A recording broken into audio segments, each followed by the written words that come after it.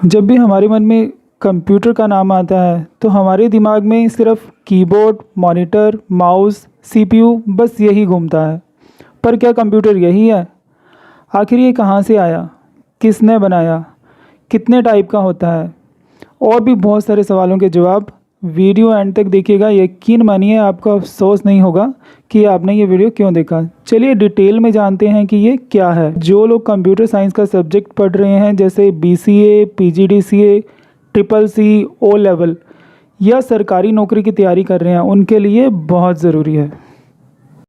सबसे पहले हमें ये जानना ज़रूरी है कि कंप्यूटर की ज़रूरत हमें क्यों पड़ती है।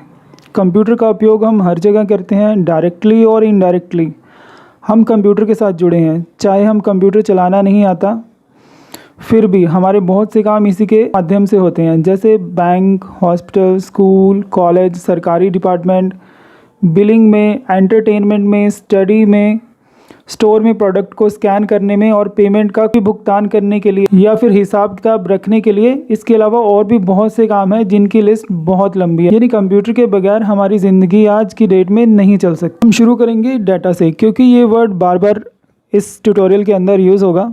तो सबसे पहले देखते हैं डाटा को। यह एक महत्वपूर्ण पार्ट है क्योंकि इसे जाने बिना आप आगे नहीं बढ़ सकते थे। ये वर्ड आपको बार बार सुनने को मिलेगा। डाटा 0 to 9, स्मॉल लेटर्स में A to Z, capital letter में A to Z और स्पेशल कैरेक्टर का कॉम्बिनेशन हो सकता है, जिसे किसी भी पर्पस के लिए इकट्ठा किया जाता है और एनालाइज किया जाता है। अगर डाटा को ऑर्गेनाइज कर ग्रुप में नहीं रखा जाता तो वो किसी काम का नहीं होता। डाटा कुछ इस प्रकार का हो सकता है: सिंगल कैरेक्टर, बूलियन, ट्रू और false, text, number, picture, audio या वीडियो। जैसे किसी का नाम, एड्रेस, फ़ोन नंबर, फिल्म का नाम, एक्टर या जगह का नाम, ये सारा डाटा होता है। अब समझते हैं डाटा और इन्फॉर्मेशन में क्या फ़र्क होता है। ये दोनों अलग अलग हैं। कुछ लोग डाटा को ही इन्फॉर्मेशन समझते हैं, जबकि इन्फॉर्मेशन का मतलब होता है वो पूरी तरह से एक्यूरेट डाटा हो, जिसे पढ़ते ही सब कुछ आसानी से समझ आ जाता है और इसमें हर टाइप का डाटा अच्छी तरह से लिखा होता है। जबकि डाटा अपने आप में अधूरा होता है। हालांकि डाटा को अच्छे ढंग से एनालाइज करके सही तरीके से रिप्रेजेंट करना ही इन्फॉर्मेशन कहलाता है। एग्जाम्पल के लिए हम समझते हैं जैसे राम सन ऑफ रविंद्र कुमार एक डाटा है, क्योंकि ये कौन है, कहाँ रहता है, उसकी जन्म तिथि क्या है, उसका एड्रेस क्या है, इसका डाटा किस पर्पज़ के लिए इकट्ठा किया जा रहा है। जब इन सब बातों का भी हमारे पास डाटा होगा तब हम इसे इन्फॉर्मेशन बोलेंगे। कंप्यूटर क्या है? What is computer? कंप्यूटर एक लैटिन शब्द है और कॉम प्लस PUTERE को मिलाकर कंप्यूटर शब्द बना है।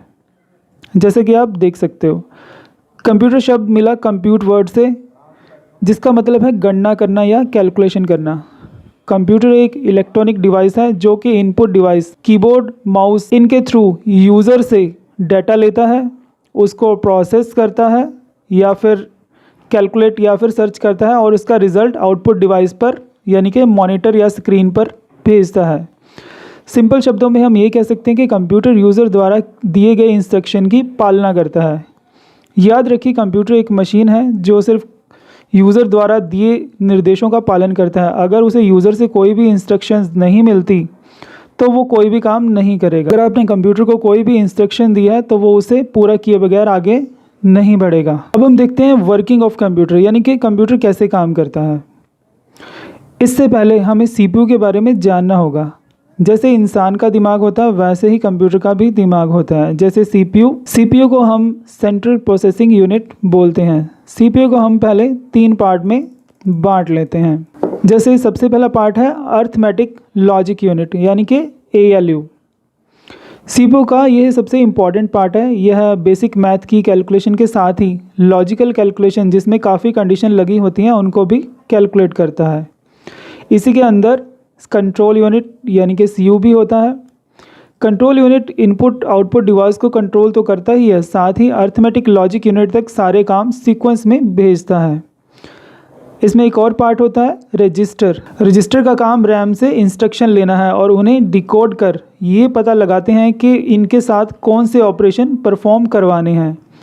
यह डिवाइस से आने वाले डाटा को होल्ड करने का काम भी करते हैं। CPU के अंदर अलग अलग तरह के रजिस्टर हो सकते हैं। ये उनकी स्पीड पर निर्भर करता है, जैसे 8 बिट, 16 बिट, 32 बिट या फिर 64 बिट। जब कोई भी यूज़र जो कंप्यूटर को चलाता है इनपुट डिवाइस यानी कि कीबोर्ड माउस से जब कोई इंस्ट्रक्शन देता है तो सीपीयू में जाता है, तो कंट्रोल यूनिट का काम शुरू हो जाता है। कंप्यूटर के सभी डिवाइस को कंट्रोल यूनिट कंट्रोल करता है। सबसे पहले कंट्रोल यूनिट इंस्ट्रक्शन को एएलयू में भेजता है, चाहे वो मैथ हो या लॉजिकल, जिनमें रजिस्टर का काम भी काफ़ी महत्वपूर्ण होता है। जो भी रिजल्ट आता है वह रजिस्टर द्वारा आउटपुट डिवाइस पर कंट्रोल यूनिट के द्वारा भेजा जाता है। आउटपुट डिवाइस यानी कि जैसे मॉनिटर, स्पीकर, प्रिंटर आदि। अगर यूज़र इस रिजल्ट को स्टोर करना चाहे तो कंट्रोल यूनिट उसे सेकेंडरी मेमोरी में स्टोर कर देता है। सेकेंडरी मेमोरी को हम आगे चलकर पढ़ेंगे कि वो क्या होती है। कंप्यूटर की फुल फॉर्म क्या होती है? गूगल पर ढूंढने पर आपको अलग अलग जवाब मिलेंगे कि इसकी फॉर्म ये है वो है, तो मुझे इससे संबंधित कोई इन्फॉर्मेशन नहीं मिल सकी है। अगर आपके पास कोई ठोस सबूत हो तो प्लीज़ मुझे भी बताएं कि कंप्यूटर की फुल फॉर्म क्या होती है। जनरली मैंने भी इंटरनेट के ऊपर ढूंढा तो मुझे कुछ इस तरह के जवाब मिले।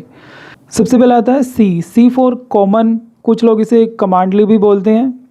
नेक्स्ट पे O operating, M for machine, P for purposely यानी कि particularly, U for used for, T for technological और technical, E for educational and R for research.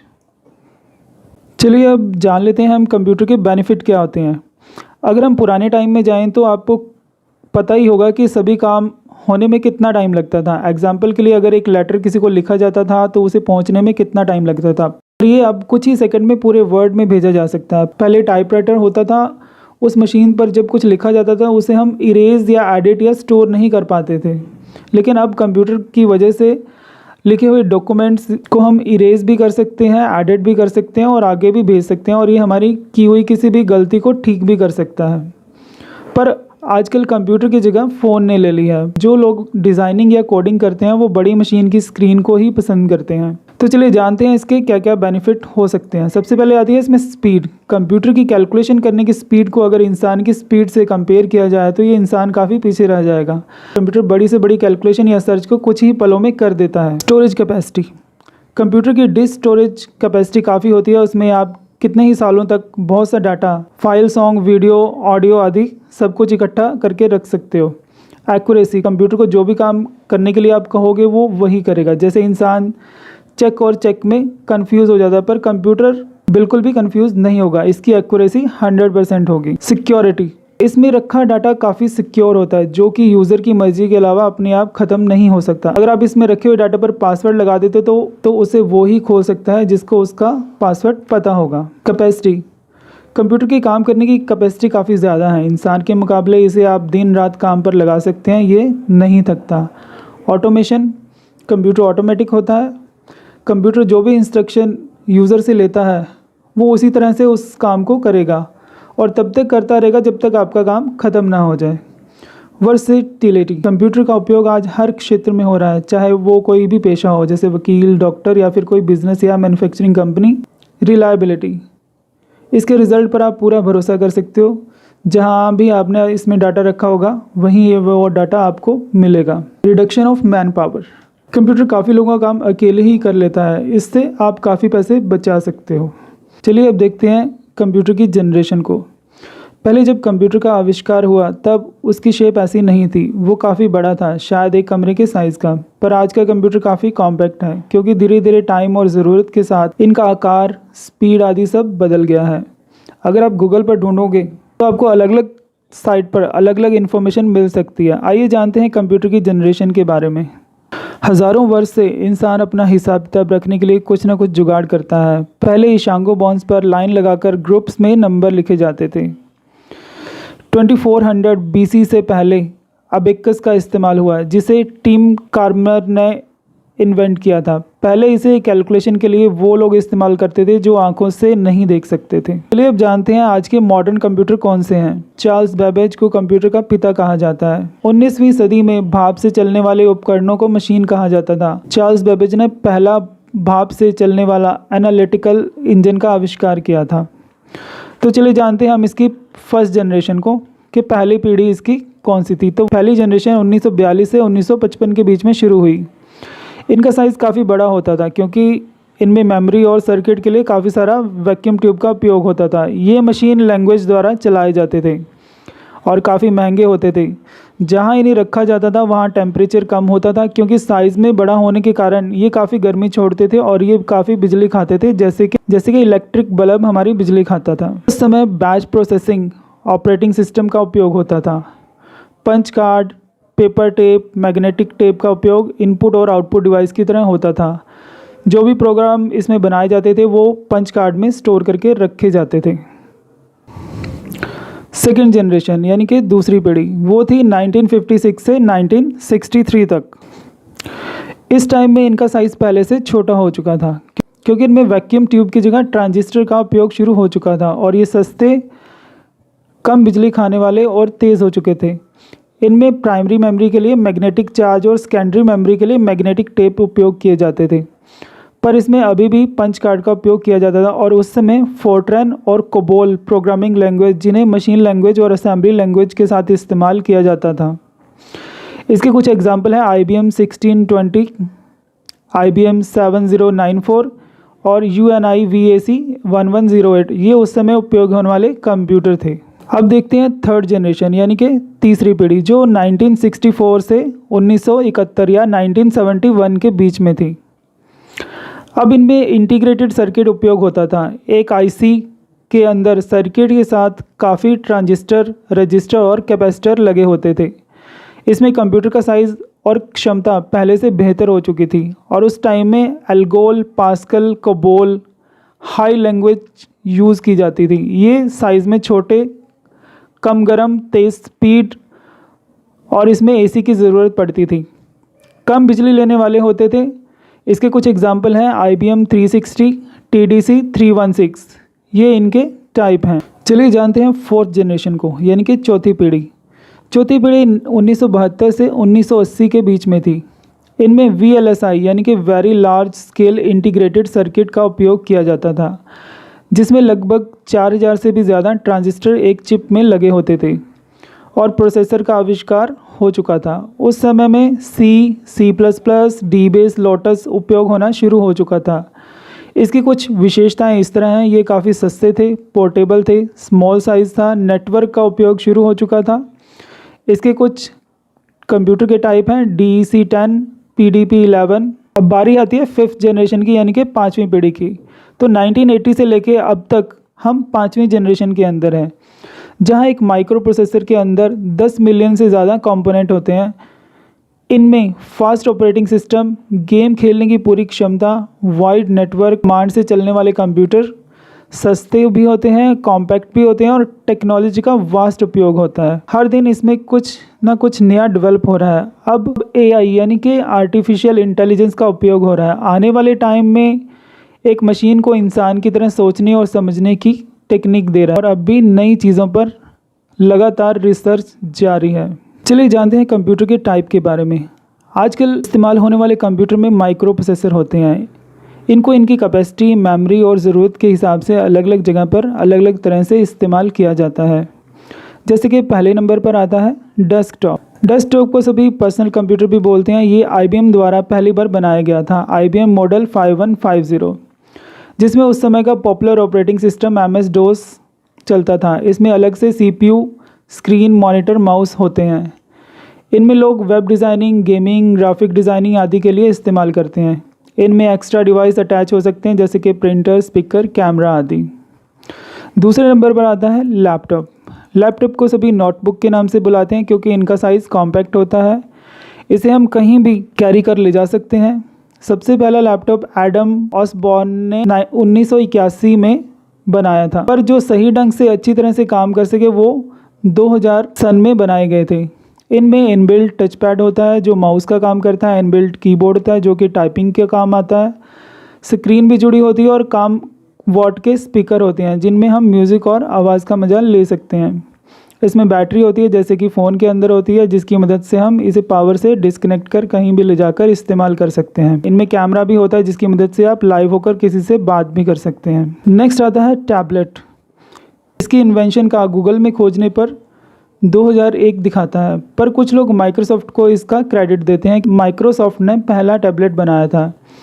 यह साइज़ में छोटा है, इसलिए इसे पाम टॉप कहते हैं। पाम टॉप यानी कि हाथ पर रखकर उपयोग होने वाला या हाथ के साइज़ का कंप्यूटर, जिनका साइज़ 7 इंच से लेकर 10 इंच का हो सकता है।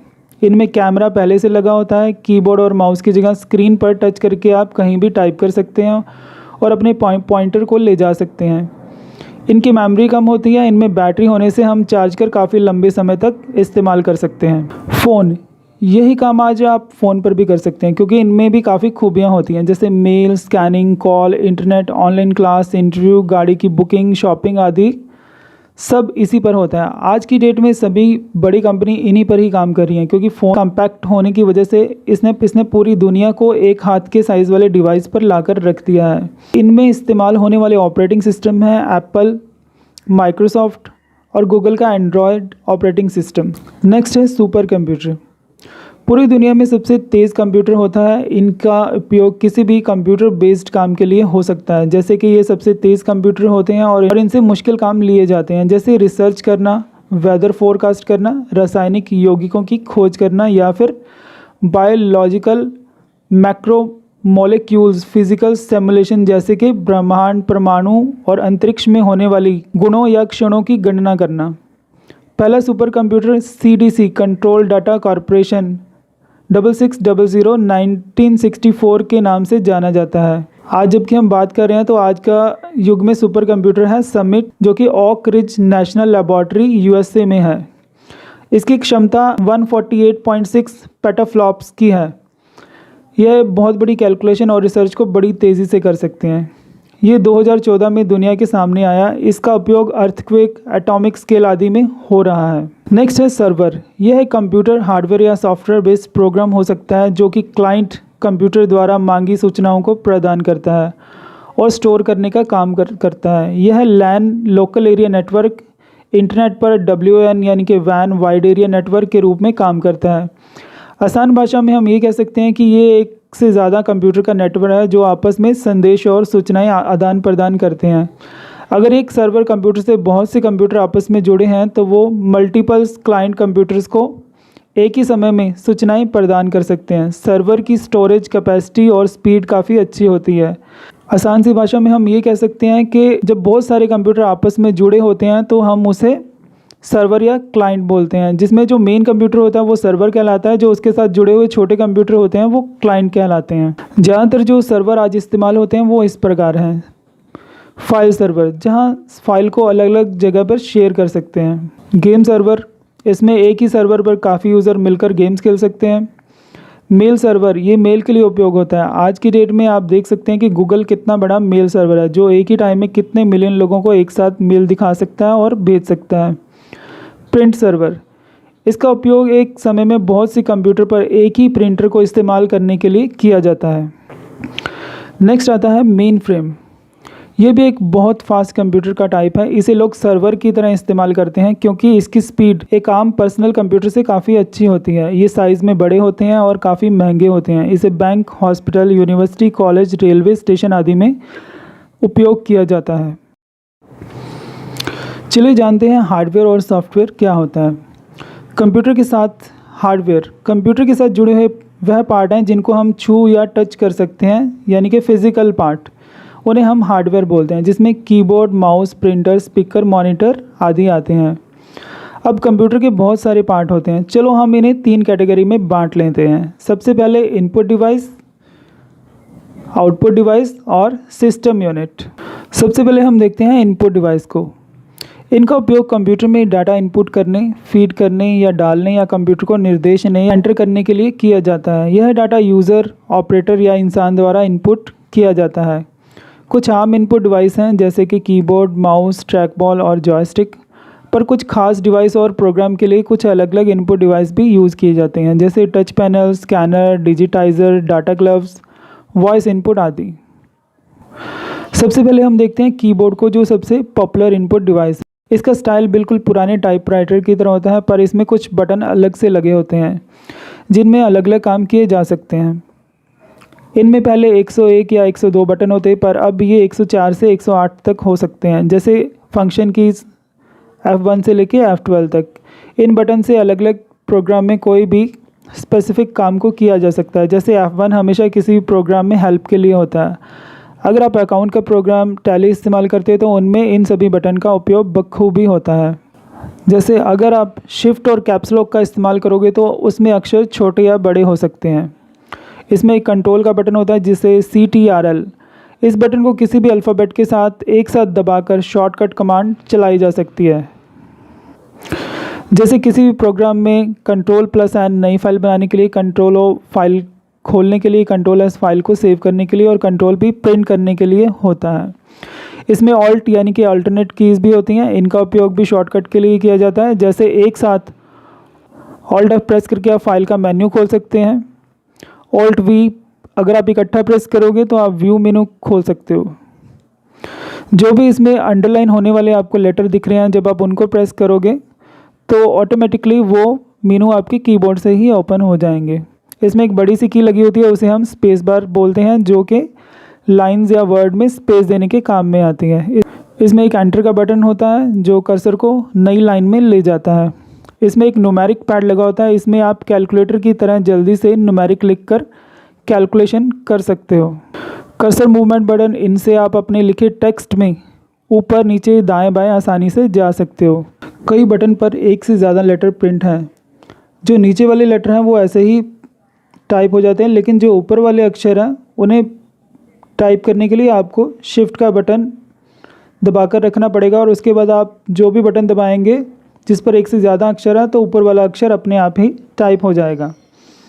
इसमें एक एस्केप की बनी होती है, किसी भी खुले हुए डायलॉग बॉक्स को बंद करने या कैंसिल करने के लिए इसका उपयोग किया जाता है। इसमें होम बटन होता है लाइन के शुरू में जाने के लिए, एंड बटन होता है लाइन के एंड में जाने के लिए, पेज अप होता है पहले पेज पे जाने के लिए, पेज डाउन होता है नीचे वाले पेज पे जाने के लिए। इसमें डिलीट और बैक स्पेस का बटन भी बना होता है।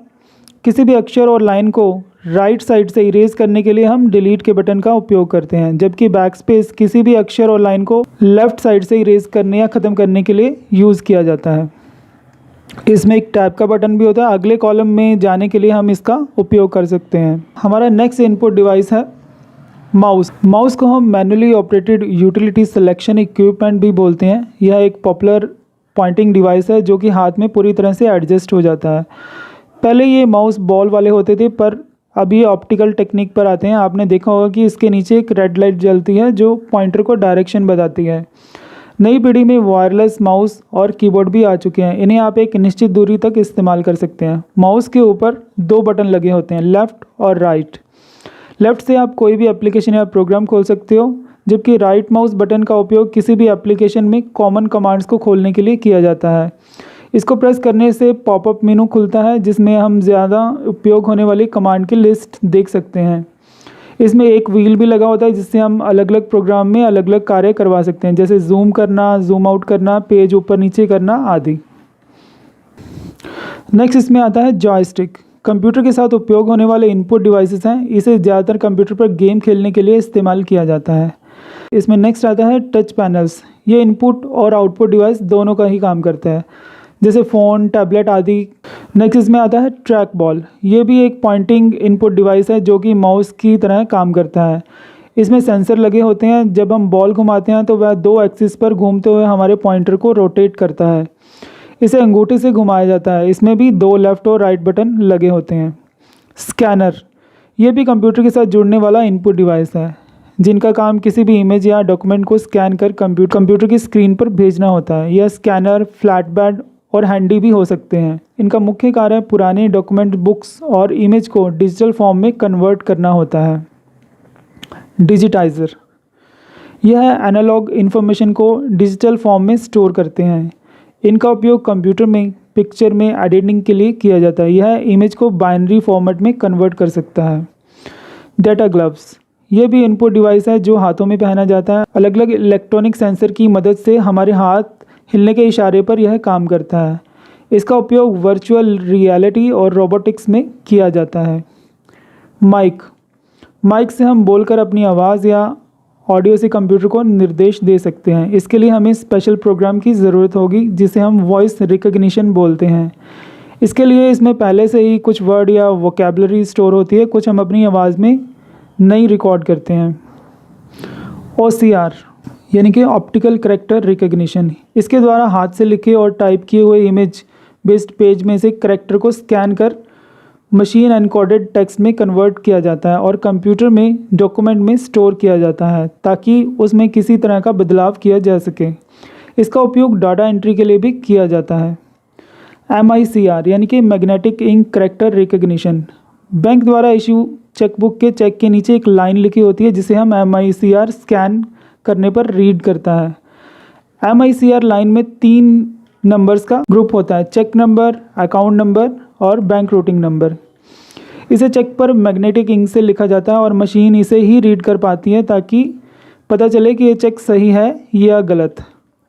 OMR यानी कि ऑप्टिकल मार्क रिकग्निशन। यह मानव द्वारा मार्क किए गए डाटा को रीड करते हैं, जैसे सर्वे फॉर्म या फिर टेस्ट। ये प्रश्न को पढ़कर उसके लिखे उत्तरों की जांच कर दिए हुए मार्क्स के क्राइटेरिया के हिसाब से अपने आप आंसर शीट को चेक कर मार्क्स बता देते हैं। आपने देखा होगा कि बैंक के पेपर जब होते हैं तो वहाँ पर मल्टीपल चॉइस क्वेश्चन में हम पेंसिल से 4 ऑप्शन में से एक ऑप्शन को मार्क करना होता है। तो ऐसे पेपर OMR शीट पर लिखे जाते हैं जो कि मशीन द्वारा चेक किए जाते हैं। यह मशीन काफ़ी लोगों का काम बहुत जल्दी कर देती है। बार कोड रीडर, यह ऑप्टिकल स्कैनर होता है जो प्रिंटर बार कोड को रीड करता है। ये बार कोड को डिकोड करता है और डाटा कंप्यूटर पर भेजता है। ये हैंडी और फ्लैट पैड हो सकते हैं। शॉपिंग मॉल में सभी प्रोडक्ट पर बार कोड लगा होता है जिसकी मदद से प्रोडक्ट की डिस्क्रिप्शन और रेट को मशीन से पढ़ा जा सकता है और बिल में उसका रेट जोड़कर बिल तैयार किया जाता है। डिजिटल पेन, इलेक्ट्रॉनिक पेन या डिजिटल पेन। ये पेन हम डायरेक्ट स्क्रीन पर इस्तेमाल कर सकते हैं। ये यूज़र द्वारा लिखे शब्द, ड्राइंग और ब्रश स्ट्रोक को एनालॉग से डिजिटल डाटा में बदलकर कंप्यूटर में स्टोर करता है। ये सिर्फ नॉलेज के लिए। QR code, quick response code, ये एक मैट्रिक्स बारकोड होता है। ये मशीन रीडेबल ऑप्टिकल लेबल होता है जिसमें प्रोडक्ट से रिलेटेड इन्फॉर्मेशन जैसे कि उसकी डिस्क्रिप्शन और प्राइस जुड़ा होता है। एक QR कोड 4 एनकोडिंग मोड्स को इस्तेमाल करता है जैसे कि एक numeric, alpha numeric, byte binary और कांजी। इसका इस्तेमाल आजकल ऑनलाइन पेमेंट में होता है। इसे सिर्फ मशीन द्वारा ही पढ़ा जा सकता है और उसमें उससे संबंधित प्रोग्राम होता है। नेक्स्ट हम देखते हैं आउटपुट डिवाइसेस को। कंप्यूटर द्वारा रॉ डाटा यानी कि कच्ची डाटा को प्रोसेस कर रिजल्ट को आउटपुट डिवाइस पर भेजा जाता है। ये result image, text, audio, video आदि फॉर्मेट में हो सकता है। जिन डिवाइस पर ये रिजल्ट देखने या सुनने को मिलता है उन्हें हम आउटपुट डिवाइस कहते हैं। उसके टाइप ये रहे। सबसे पहले आता है मॉनिटर। इसे वीडियो यानी कि विजुअल डिस्प्ले यूनिट भी कहा जाता है। यह किसी भी इमेज को पिक्सल के साथ बनाता है। जब हम किसी भी इमेज को जूम करके देखते हैं तो हमें पिक्सल को देख सकते हैं। अगर किसी भी इमेज के पिक्सल कम होते हैं तो ये इमेज की क्वालिटी अच्छी नहीं होती। मॉनिटर 2 तरह का होता है। कैथोड रे ट्यूब यानी कि CRT, ये पुराने टाइप के मॉनिटर हैं जो साइज़ में काफ़ी बड़े होते हैं। ये कलर और मोनोक्रोम यानी कि ब्लैक एंड वाइट भी हो सकते हैं। इनका साइज़ 14 इंच से 19 इंच के आसपास हो सकता है। दूसरे नंबर पे आते हैं फ्लैट पैनल डिस्प्ले मॉनिटर। इनमें सबसे पहला टाइप आता है LCD यानी कि लिक्विड क्रिस्टल डिस्प्ले। इसमें बैकलाइट के लिए LED का उपयोग किया गया है। इसमें बैक साइड से रोशनी निकलकर पोलराइज फिल्टर में जाती है, फिर ये TFT ग्लास से गुजरती हुई लिक्विड क्रिस्टल में जाती है। इसके बाद ये कलर फिल्टर से गुजरते हुए पोलराइज फिल्टर से इमेज को डिस्प्ले करती है। नेक्स्ट में आता है LED यानी कि लाइट एमिटिंग डायोड्स। इसमें CCFL यानी कि cold cathode fluorescent lamp backlight का उपयोग किया जाता है। बाकी सब जैसे LCD में बताया गया वैसा ही इसके अंदर भी होता है। नेक्स्ट में आता है मॉनिटर प्लाज्मा मॉनिटर। इसमें 2 प्लेट के बीच में छोटे छोटे पार्ट या पिक्सल बने होते हैं जो फास्फोरस कोटेड होते हैं और रेड, ब्लू, ग्रीन कलर में होते हैं। ये पिक्सल नोबल गैस से भरे होते हैं। इनके चारों तरफ इलेक्ट्रोड की ग्रिड होने से ये सामने रोशनी फेंकते हैं। जब इन पिक्सल से इलेक्ट्रिसिटी गुजरती है तो इनमें मौजूद गैस अल्ट्रा वायलेट गैस में बदल जाती है। फास्फोरस की कोटिंग होने से ये डिस्प्ले देना शुरू कर देते हैं और बल्ब की तरह चमकते हैं और हमें इमेज दिखाई देती है। OLED यानी कि OLED या फिर ऑर्गेनिक लाइट एमिटिंग डायोड। इसे बैकलाइट की ज़रूरत नहीं होती। इसकी इमेज क्वालिटी इन दोनों से अच्छी होती है। इनमें इलेक्ट्रिसिटी भी कम खर्च होती है। ये ट्रांसपेरेंट भी हो सकती हैं, किसी भी डायरेक्शन में फोल्ड हो सकती हैं। हमारा नेक्स्ट पॉपुलर आउटपुट डिवाइस आ रहा है यहाँ पे प्रिंटर्स। कंप्यूटर में किया गया कोई भी कार्य पेपर पर प्रिंट करने यानी किसी भी सॉफ्ट कॉपी को हार्ड कॉपी में बदलने के लिए हम प्रिंटर का उपयोग करते हैं। ये प्रिंटर कलर या ब्लैक एंड वाइट हो सकते हैं। इनकी स्पीड को इनके टाइप से पहचाना जा सकता है। यह दो प्रकार के होते हैं। सबसे पहला आता है इम्पैक्ट प्रिंटर और नॉन इम्पैक्ट प्रिंटर। तो सबसे पहले देखते हैं इम्पैक्ट प्रिंटर को। ये प्रिंटर टाइपराइटर के मैकेनिज्म पर काम करते हैं, जहां एक रिबन पर पिन स्ट्राइक करते हैं और वो काफ़ी तेज़ी से कोई भी अक्षर प्रिंट करते हैं। इन प्रिंटर की स्पीड को करैक्टर पर मिनट यानी कि सीपीएम और लाइन पर प्रिंटर में मापा जाता है। इसके कुछ टाइप इस प्रकार हैं। डॉट मैट्रिक्स प्रिंटर यानी कि डीएमपी। सबसे पहले देखते हैं डीएमपी। ये प्रिंट हेड की वजह से प्रिंट करते हैं। इनमें 9 से 24 पिन होती हैं। ये प्रिंटर किसी भी अक्षर को या इमेज को डॉट में प्रिंट करते हैं। ज़्यादातर ये प्रिंटर आपको बैंक, हॉस्पिटल या जहाँ पर बिलिंग या स्टेटमेंट निकालने का काम होता है वहाँ पर मिलेंगे। ये 1 सेकंड में 100 से 600 अक्षर टाइप कर सकते हैं। नेक्स्ट नंबर पे प्रिंटर आता है डेजी व्हील प्रिंटर। ये प्रिंटर टाइपराइटर की तरह काम करता है। जैसे एक छोटी हथौड़ी पर अक्षर छपा होता है और वो रिबन पर बजता है तो अक्षर प्रिंट हो जाता है। ये 25 से 55 अक्षर पर मिनट प्रिंट कर सकते हैं। नेक्स्ट आता है लाइन प्रिंटर। लाइन प्रिंटर ये एक बार में एक लाइन को प्रिंट कर सकते हैं। ये एक टाइम में 1200 से 6000 लाइन प्रिंट कर सकते हैं। इसके आगे आता है ड्रम प्रिंटर। इसमें एक सिलेंडर शेप में ड्रम लगा होता है जिस पर पहले से ही अक्षर प्रिंट होते हैं। इसमें भी रिबन की मदद से लाइन को प्रिंट किया जाता है। ये 300 से 2000 लाइन 1 मिनट में प्रिंट कर सकते हैं। नेक्स्ट इसमें आता है चेन प्रिंटर। चेन प्रिंटर एक चैन का इस्तेमाल करता है जिस पर पहले से एक अक्षर उभरा होता है। ये चैन 2 पुली के बीच में लगा होता है। ये पुली या गियर चैन को घुमाते हैं और जिस पोजीशन पर कुछ प्रिंट करना होता है वहाँ एक छोटी सी हथौड़ी चेन पर बजती है और लेटर प्रिंट हो जाता है। इसकी स्पीड 400 से 2500 अक्षर पर मिनट होती है। नेक्स्ट आता है बैंड प्रिंटर। बैंड प्रिंटर ये चैन प्रिंटर की तरह ही होता है। फ़र्क सिर्फ ये है कि ये 48 अक्षरों के 5 ग्रुप में बना होता है और हथौड़ी कम बार स्ट्राइक होती है। प्रिंटर में हमारा दूसरा पार्ट है नॉन इम्पैक्ट प्रिंटर। ये प्रिंटर केमिकल हीट और इलेक्ट्रिकल सिग्नल की मदद से प्रिंट करता है। ये प्रिंटर इम्पैक्ट प्रिंटर की तुलना में काफ़ी तेज़ और अच्छी इमेज क्वालिटी वाले होते हैं। इनके टाइप ये रहे। सबसे पहले आता है इंकजेट प्रिंटर। ये इंक बूंदों को पेपर पर फेंक कर इमेज को प्रिंट करता है। यह 1000 अक्षर पर सेकंड प्रिंट कर सकता है। ये कलर और ब्लैक एंड वाइट हो सकता है। आजकल फोटोग्राफर इसी तरह के प्रिंटर का इस्तेमाल करते हैं। Laser printer. ये प्रिंटर बीम का इस्तेमाल कर ड्रम पर मैग्नेटिक इंक से इमेज बनाते हैं और उसे ड्रम द्वारा हीट और प्रेशर की मदद से पेपर पर प्रिंट किया जाता है। इसकी स्पीड काफ़ी तेज़ होती है। नेक्स्ट आता है इसमें थर्मल प्रिंटर। थर्मल पेपर जो कि सेंसिटिव होता है उस पर थर्मल प्रिंटर द्वारा छोड़ी गई हीट द्वारा प्रिंट किया जाता है, जिसे बारकोड लेबल में किया जाता है। प्लॉटर। इनका साइज़ काफ़ी बड़ा होता है क्योंकि ये बड़ी चीज़ों पर प्रिंट करने के काम में आता है। इसका उपयोग वेक्टर ग्राफिक्स को प्रिंट करने में भी किया जाता है। ये कलर और ब्लैक एंड वाइट हो सकते हैं। इनमें एल्युमिनियम शीट, कार्डबोर्ड, प्लास्टिक, लकड़ी, स्टील किसी भी सरफेस पे प्रिंट किया जा सकता है। प्रोजेक्टर। इसे कंप्यूटर या इसमें पेन ड्राइव या ब्लूटूथ से कनेक्ट करके किसी दीवार या पर्दे पर प्रोजेक्शन कर इमेज या वीडियो को देखा जा सकता है।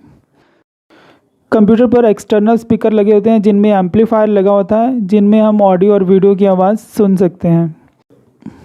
कुछ डिवाइस इनपुट और आउटपुट दोनों ही होते हैं। तो इनमें जो पॉपुलर डिवाइस हैं वो है टच स्क्रीन। स्क्रीन पर टच करके आप इनपुट कर सकते हो, हम आउटपुट उसी स्क्रीन पर ले सकते हैं, जैसे कि फ़ोन या टैबलेट। तो ये दोनों ही इनपुट और आउटपुट डिवाइस हैं। कैमरा जो फ़ोटो खींचकर इनपुट करता है और उसी पर हम आउटपुट को भी देख सकते हैं। ऐसे ही मॉडेम, इसका काम कंप्यूटर से मिले डिजिटल सिग्नल को एनालॉग में कन्वर्ट कर आगे भेजना होता है। साथ ही एनालॉग सिग्नल लेकर डिजिटल में कन्वर्ट करके डिजिटल डिवाइस तक पहुंचाना होता है। यह इनपुट और आउटपुट दोनों का काम करता है। जनरली मॉडेम का इस्तेमाल इंटरनेट के लिए किया जाता है। फैक्स भी सिग्नल लेकर डाटा को प्रिंट करता है, यानी उसे दूर बैठे यूज़र से कमांड दी जाती है प्रिंट की और फैक्स मशीन उसे प्रिंट कर देती है और उसी से ही डाटा को इनपुट भी किया जा सकता है। जो हमारा सिस्टम यूनिट होता है यानी कि सेंट्रल प्रोसेसिंग यूनिट, हम उसे सीपीयू बोलते हैं। एक्चुअल में वो सीपीयू नहीं होता, उसके अंदर ही हमारा एक माइक्रो प्रोसेसर लगा होता है जिसे हम सीपीयू बोलते हैं। तो चलिए देखते हैं कि ये जो हमारी कैबिनेट या सीपीयू है जिसे हम बोलते हैं उसके अंदर कौन कौन से पार्ट्स होते हैं। सबसे पहले हम इसमें देखते हैं मदरबोर्ड को। ये कंप्यूटर का मेन बोर्ड है जिसके साथ सब कुछ जुड़ा होता है, जैसे कि processor, RAM, CD, DVD, fan आदि। ऐसे ही हम इसमें एसएमपीएस यानी कि पावर सप्लाई, मेन बोर्ड को बिजली पावर सप्लाई से मिलती है। ये मेन बोर्ड के अलावा हार्ड डिस्क और सीडी को भी पावर देता है। ये यहाँ पर रैम है। ऐसे ही प्रोसेसर यानी कि जो एक्चुअल में हमारा सीपीयू होता है। इसी के अलावा साइड में CD, DVD, hard disk drive, solid disk drive या फिर सॉलिड स्टेट ड्राइव यहाँ पर लगी होती है। ऐसे ही इसमें एक्सपेंशन स्लॉट, इसमें आप ग्राफिक कार्ड, साउंड कार्ड या कोई भी यूएसबी कार्ड लगा सकते हैं। यहाँ पर ये CMOS सेल लगा होता है जो हमारे कंप्यूटर के अंदर टाइम को मेंटेन करके रखता है। टाइम और डेट इसी की वजह से कंप्यूटर के बीच में सेट रहती है। तो इसके बिल्कुल साथ ही एग्जॉस्ट फैन लगा होता है। अगर कैबिनेट के अंदर गर्मी हो जाती है तो ये इसे बाहर निकाल देता है। ऐसे ही प्रोसेसर के ऊपर एक फ़ैन लगा होता है। ये प्रोसेसर को ठंडा रखने में मदद करता है क्योंकि ये चलते हुए काफ़ी गर्म हो जाता है। अगर इसका टेम्परेचर बढ़ जाता है तो कंप्यूटर स्लो हो सकता है या फिर बंद हो सकता है। कनेक्टर एंड केबल, सभी पार्ट्स को जोड़ने के लिए हमें इनकी ज़रूरत पड़ती है। और ये एंड में जिसके अंदर ये सारा सामान लगा होता है इसे हम कैबिनेट बोलते हैं। चलिए अब हम इसकी बैक साइड में भी चलते हैं कि इसकी बैक साइड में क्या होता है।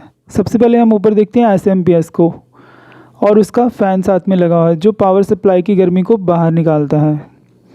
ये पावर केबल को लगाने का पोर्ट है। यहाँ पर पावर सप्लाई को पावर दी जाती है। कई पावर सप्लाई में ऑन ऑफ का स्विच भी लगा होता है। इस पोर्ट को हम बोलते हैं PS2 पोर्ट, जो वायलेट, ब्लू या जामुनी कलर में होता है। इसमें आप कीबोर्ड को अटैच कर सकते हो। जो PS2 पोर्ट ग्रीन कलर में होता है उसमें हमेशा माउस को लगाया जाता है। इस पोर्ट को बोलते हैं DVI पोर्ट यानी डिजिटल विजुअल इंटरफेस। इस पोर्ट में आप मॉनिटर से आने वाली डाटा केबल को लगा सकते हैं। ऐसे ही VGA पोर्ट भी होता है इसके अंदर, यानी कि विजुअल ग्राफिक एरे या फिर वीडियो ग्राफिक एरे पोर्ट। इसमें आप 15 पिन वाली मॉनिटर की डाटा केबल को लगा सकते हैं। ये जो पोर्ट है USB 2.0 यानी कि यूनिवर्सल सीरियल बस बोलते हैं इसे। इसमें आप USB से चलने वाले डिवाइस को लगा सकते हैं। इनके पोर्ट का कलर ब्लैक होता है, जैसे flash drive, pen drive, printer, keyboard, mouse या इसके अलावा और भी बहुत सारे डिवाइसेस। ऐसे ही इसमें USB 3.0 भी लगाया जा सकता है। इसमें भी आप USB से चलने वाली डिवाइस लगा सकते हो। इस पोर्ट की स्पीड पहले वाले पोर्ट से तेज़ होती है और इसका कलर ब्लू होता है। ऐसे ही नेक्स्ट पोर्ट है HDMI, high definition multimedia interface. इसमें भी आप मॉनिटर या टीवी से आने वाली डाटा केबल को लगा सकते हैं। इसमें माइक का पोर्ट भी लगा हुआ है। इसमें आप माइक लगाकर अपनी आवाज़ रिकॉर्ड कर सकते हैं। इसका कलर पिंक होता है। ये स्पीकर का पोर्ट है। इसमें आप स्पीकर की वायर लगा सकते हैं। इसमें एक लाइन इन पोर्ट भी होता है। इसमें कोई भी एक्सटर्नल प्लेयर की वायर अटैच करके कंप्यूटर में कुछ भी प्ले करके कंप्यूटर में स्टोर किया जा सकता है। चलिए अब देखते हैं सॉफ्टवेयर। व्हाट इज़ सॉफ्टवेयर या सॉफ्टवेयर क्या होता है। हार्डवेयर के कंपोनेंट्स को चलाने के लिए इंस्ट्रक्शन की ज़रूरत होती है जो कि एक यूज़र द्वारा दी जाती है ताकि हार्डवेयर या मशीन काम कर सकें। इसके लिए किसी सॉफ्टवेयर की ज़रूरत होती है। कंप्यूटर में इस्तेमाल होने वाले प्रोग्राम को हम सॉफ्टवेयर बोलते हैं। अगर सॉफ्टवेयर ना हो तो कंप्यूटर कुछ नहीं कर पाएगा, क्योंकि कंप्यूटर सॉफ्टवेयर कंप्यूटर चलाने वाले और कंप्यूटर के हार्डवेयर के बीच में इंटरप्रेटर का काम करता है। अगर कंप्यूटर हार्डवेयर और ऑपरेटर के बीच में सॉफ्टवेयर ना हो तो दोनों एक दूसरे की भाषा नहीं समझ सकेंगे। इसे डिटेल में हम आगे समझेंगे। सबसे पहले देखते हैं प्रोग्राम और सॉफ्टवेयर में क्या फ़र्क होता है। प्रोग्राम एक इंस्ट्रक्शन का सेट है जो एक ही प्रोग्राम के रिज़ल्ट को दिखाता है, जबकि सॉफ्टवेयर में किसी एक टास्क के लिए काफ़ी सारे प्रोग्राम बनाए जाते हैं। सॉफ्टवेयर 3 तरह का होता है: एप्लीकेशन सॉफ्टवेयर, सिस्टम सॉफ्टवेयर और यूटिलिटी सॉफ्टवेयर। सबसे पहले देखते हैं हम सिस्टम सॉफ्टवेयर। कंप्यूटर हार्डवेयर और यूज़र के बीच में एक मीडिएटर या फिर इंटरप्रेटर का काम कर सकता है, जो जो कि मानव से इंस्ट्रक्शन लेकर मशीन या कंप्यूटर को उसी की भाषा में समझाते हैं और मशीन से जवाब लेकर उसे मानव भाषा में कन्वर्ट कर मानव को भेजते हैं। हम ऑपरेटिंग सिस्टम के टाइप देख लेते हैं। कंप्यूटर स्टार्ट होने पर सबसे पहले मेमोरी में लोड होने वाला सॉफ्टवेयर है जो कि कंप्यूटर के सभी पार्ट्स को चलने के लिए रिस्पॉन्सिबल होता है। इसके बिना हम एप्लीकेशन सॉफ्टवेयर भी नहीं चला सकते। इसकी मदद से हम एक ही समय में एक साथ काफ़ी सारे प्रोग्राम चला सकते हैं। इसकी वजह से ये सभी डिवाइस सही ढंग से काम करते हैं।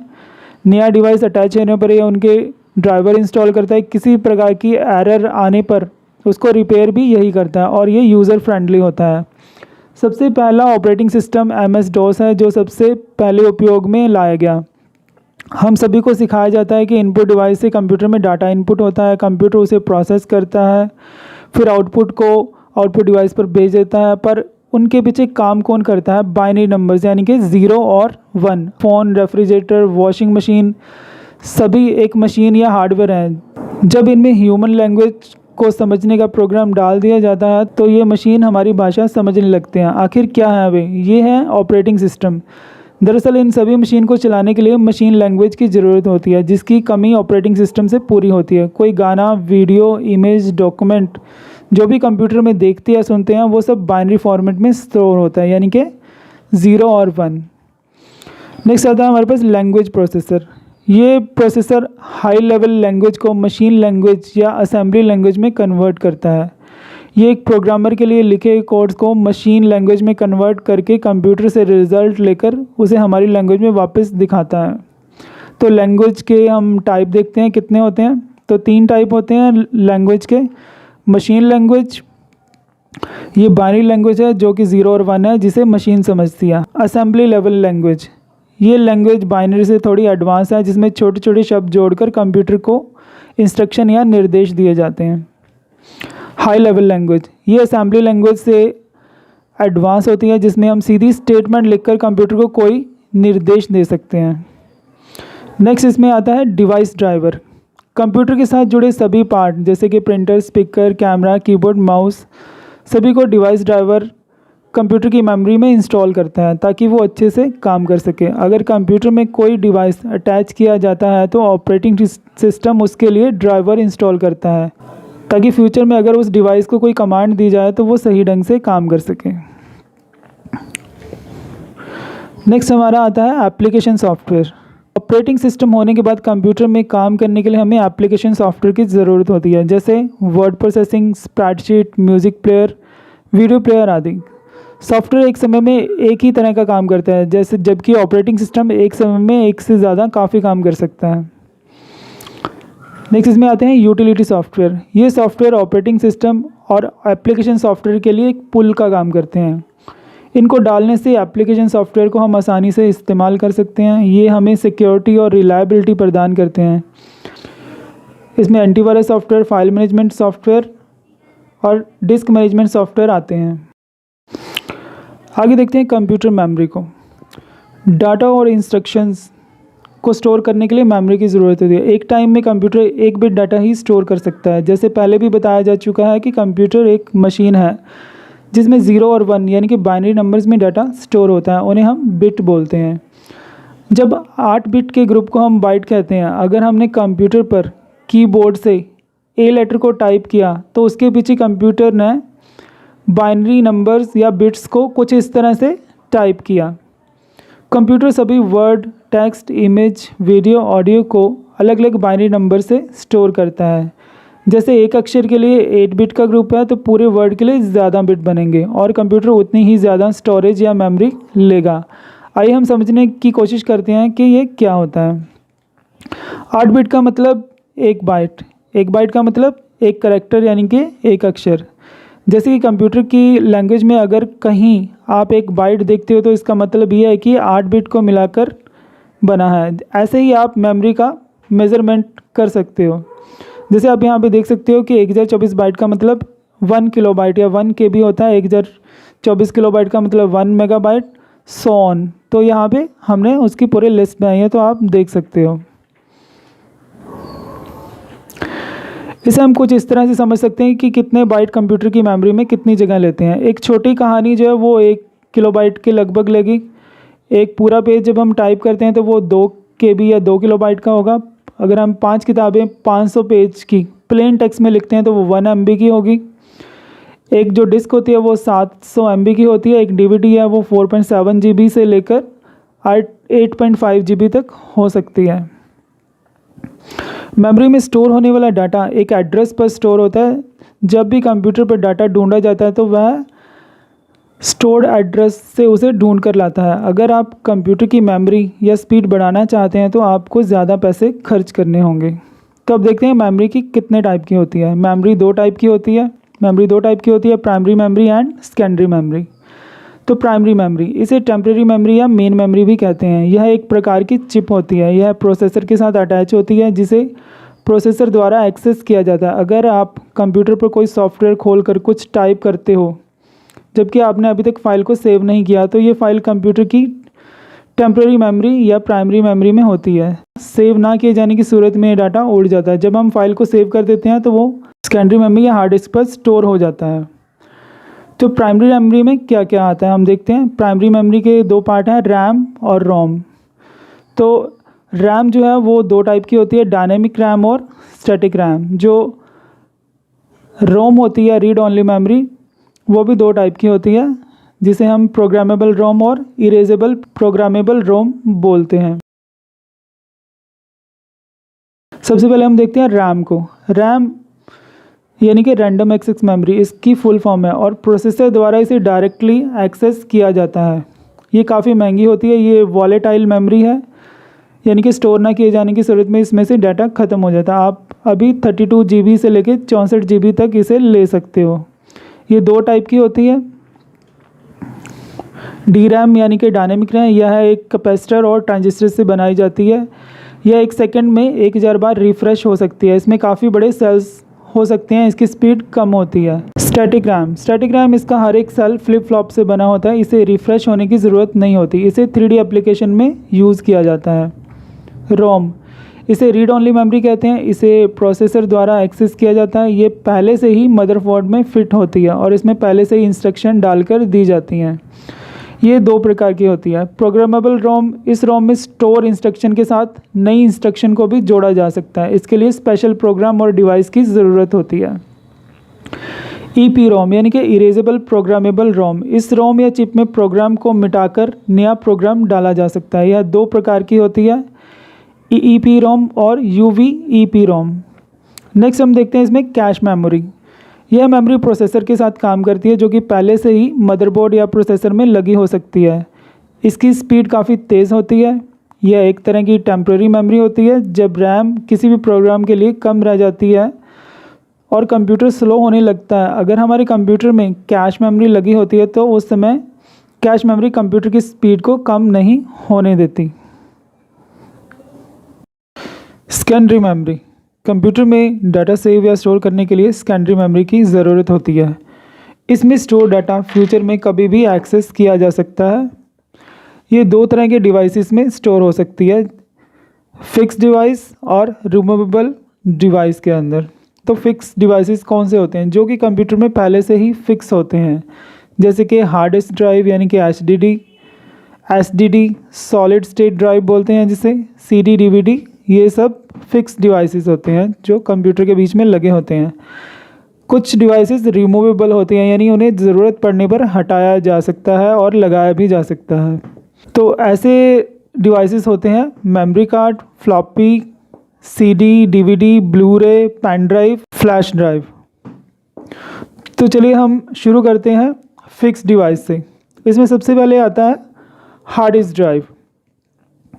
हार्ड डिस्क को जनरली हम एचडीडी के नाम से जानते हैं। हार्ड डिस्क एक सर्कुलर मैग्नेटिक डिस्क होती है। आज उनकी कैपेसिटी टेराबाइट में आती है। यह अंदर से एक स्पिंडल के चारों तरफ घूमती है। इसमें स्टोर होने वाला डाटा प्लेटर पर स्टोर होता है जो कि एक दूसरे के ऊपर लगा होता है, जिसमें स्पेस होता है। इस प्लास्टर का डायमीटर 14 इंच का होता है। यह 5400 RPM यानी कि रोटेशन पर मिनट पर चलती है और 15000 RPM तक इनकी कैपेसिटी होती है घूमने की। इसमें मैग्नेटिक रीडर लगा होता है जो डाटा को राइट और रीड करता है। नेक्स्ट में आता है सेकेंडरी मेमोरी में SSD यानी कि सॉलिड स्टेट ड्राइव। ये बिल्कुल हार्ड डिस्क की तरह होता है, एक सॉलिड स्टेट स्टोरेज डिवाइस है जो डाटा को स्टोर करने के लिए इंटीग्रेटेड सर्किट की असेंबली का इस्तेमाल करता है। ये हार्ड डिस्क ड्राइव जिनकी स्पीड काफ़ी कम होती है उनसे 100 गुना तेज़ स्पीड पर डाटा को एक्सेस करता है। इनमें फ्लैश ड्राइव का इस्तेमाल होता है। नेक्स्ट है हमारे पास सेकेंडरी मेमोरी में फ्लॉपी डिस्क ड्राइव यानी कि FDD। पुराने टाइम में फ्लॉपी डिस्क का काफ़ी चलन था। ये एक रिमूवेबल डिस्क होती थी जिनकी कैपेसिटी 1.44 मेगाबाइट या MB या फिर 1.2 मेगाबाइट MB तक होती थी। इनका साइज़ 3.5 इंच या फिर 5.2 इंच के आसपास होता था। कुछ टाइम बाद इनकी जगह CD से DVD न ली और DVD से ये फ्लैश ड्राइव या पेन ड्राइव के ऊपर आ गई। नेक्स्ट इसमें आता है हमारे पास CD या कॉम्पैक्ट डिस्क। CD पर ऑप्टिकल रेज की मदद से इसमें सारा डाटा रीड और राइट किया जाता है जिसकी कैपेसिटी 700 मेगाबाइट की होती है। इनमें 3 तरह की डिस्क मिल जाती हैं। एक तो होती है नंबर 1 पे रीड ओनली मेमोरी जो सिर्फ रीड करने या सिर्फ प्ले या चलने के लिए होती हैं जिसमें कुछ भी रिकॉर्ड नहीं किया जा सकता। दूसरे नंबर पर रिकॉर्डेबल रोम होती है। ये एक ब्लैंक CD या कॉम्पैक्ट डिस्क की तरह है जिनमें कुछ भी नया डाटा जैसे ऑडियो वीडियो डॉक्यूमेंट्स को रिकॉर्ड या बर्न किया जा सकता है। इसी के अंदर ही CD में कुछ रिकॉर्डेबल CDs भी आती हैं जिसमें जब तक आपकी डिस्क ख़राब नहीं होती तब तक आप इसमें जितनी मर्जी बार डाटा डालकर इरेज कर सकते हैं। एक और डिस्क आती है जिसे DVD कहा जाता है। DVD में CD से 15 गुना डाटा रिकॉर्ड किया जा सकता है। इनमें सिंगल लेयर डिस्क की कैपेसिटी 4.7 GB और ड्यूअल लेयर डिस्क की कैपेसिटी 8.5 GB तक होती है। जैसे पुराने टाइम में होता था कि कोई भी एक मूवी 3 CD में आती थी पर एक ही DVD में 3 से 4 मूवीज़ पूरी आ सकती हैं। इसमें भी 3 कैपेसिटी मिलती हैं हमें, रीड ओनली यानी कि जो सिर्फ रीड करने या सिर्फ प्ले या चलने के लिए थी, इसमें कुछ भी रिकॉर्ड नहीं किया जा सकता। जबकि रिकॉर्डेबल DVD में ये ब्लैंक DVD होती है जिनमें कुछ भी नया डाटा जैसे ऑडियो वीडियो डॉक्यूमेंट्स को रिकॉर्ड या बर्न किया जा सकता है। ऐसा रिकॉर्डेबल DVD इसमें जब तक आपकी डिस्क ख़राब नहीं होती तब तक आप जितनी मर्जी बार डाटा इसमें डालकर इरेज कर सकते हैं। नेक्स्ट हम सेकेंडरी मेमोरी में देखते हैं रिमूवेबल डिवाइस। इसमें pen drive, flash, USB drive ये सभी एक ही टाइप के हैं। पेन ड्राइव एक सॉलिड स्टेट ड्राइव होती है और इनमें चिप का उपयोग होता है। ये रिमूवेबल सेकेंडरी मेमोरी है जिसमें काफ़ी डाटा रखा जा सकता है। आप इसमें डाटा में ऑडियो वीडियो डॉक्यूमेंट्स डालकर कहीं भी ले जा सकते हैं। नेक्स्ट इसमें रिमूवेबल सेकेंडरी मेमोरी के अंदर आता है ब्लू रे डिस्क। ये भी एक सेकेंडरी मेमोरी है। इसकी कैपेसिटी CD DVD से कई गुना ज़्यादा होती है। ये ऑप्टिकल डिस्क होती है और इनमें 128 GB से 256 GB तक की डिस्क आती हैं। हम इसमें एक इम्पॉर्टेंट पार्ट देखते हैं बूटिंग का। कंप्यूटर का स्टार्ट होना बूटिंग के हालात। जब हम कंप्यूटर में लैपटॉप या डेस्कटॉप को स्टार्ट करते हैं तो वह प्रोसेस बूटिंग कहा जाता है। एम्बेडेड सिस्टम एक चिप है जो कि किसी भी डिवाइस में लगाई जा सकती है, चाहे वो TV हो या फिर कोई मशीन या फिर फ़ोन। इसे किसी भी डिवाइस के हार्डवेयर वाले सेक्शन में लगाया जाता है। जो भी काम किसी मशीन से करवाना चाहते हैं वहाँ ये चिप प्रोग्राम करके लगाई जा सकती है। जब कंप्यूटर स्टार्ट या बूट होता है तब पावर ऑन होने पर पहले नंबर पे मेन मेमोरी, प्राइमरी मेमोरी जैसे कि रैम और रोम में ऑपरेटिंग सिस्टम लोड होता है। बायोस यानी कि बेसिक इनपुट आउटपुट सिस्टम जिसे हम बायोस के नाम से जानते हैं, पावर का बटन प्रेस करते ही अपना काम शुरू कर देता है। बायोस ही सबसे पहले सभी आउटपुट डिवाइस जैसे कि keyboard, mouse, memory, hard disk को चेक करता है। सभी कुछ ठीक होने पर बायोस प्राइमरी मेमोरी में ऑपरेटिंग सिस्टम या OS जिसे हम विंडोज़ बोलते हैं को लोड कर देता है। ऑपरेटिंग सिस्टम मेमोरी में लोड होने पर हमने जो सॉफ्टवेयर स्टार्ट होने के बाद दिखाई देने वाले सॉफ्टवेयर जो इंस्टॉल किए हैं वो हमारे सामने डेस्कटॉप के रूप में आ जाते हैं। तो इसे हम बोलते हैं बूटिंग प्रोसेस। अगर आपको ये मेरा वीडियो पसंद आए तो इसे लाइक और सब्सक्राइब करना मत भूलिएगा। अगर आपको ये अच्छा लगे तो अपने दोस्तों को शेयर ज़रूर करिएगा। Thank you.